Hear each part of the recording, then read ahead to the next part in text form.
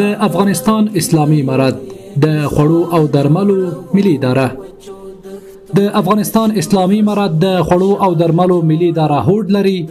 ترڅو د هیواد په څلورو زونونو لکه هرات، کندهار، ننګرهار او بلخ کې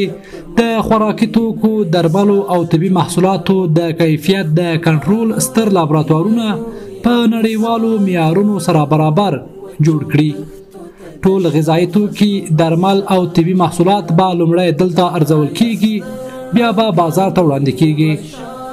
او له همدې لارې به وکولای شو چې د ټولو کم کیفیته، غیر قانوني او غیر مسؤل ذکر شویو توکو مخنیوی وکړو.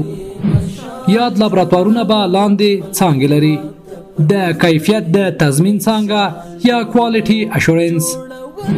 فیزیکو شیمیک څانګه یا هم کیمیاوي او فیزیکی ټیسټونه، د مایکروبیولوژي څانګه د میکروبونو موندنه په طبي محصولاتو او خوراکي توکو کې، توکسیکالوژي څانګه د زهرو موندنه، د سنتي او گیاهي درملو د ارزونې څانګه، د کاسمیټکس یا آرایشي توکو د ارزونې څانګه، د طبي تجهیزاتو د ارزونې څانګه، د تحقیق او انکشاف څانګه. د یادونې وړ ده چې د افغانستان په تاریخ کې دا لومړی ځل ده چې په دومره لوړ معیار د کیفیت د کنټرول لابراتوارونه جوړیږي.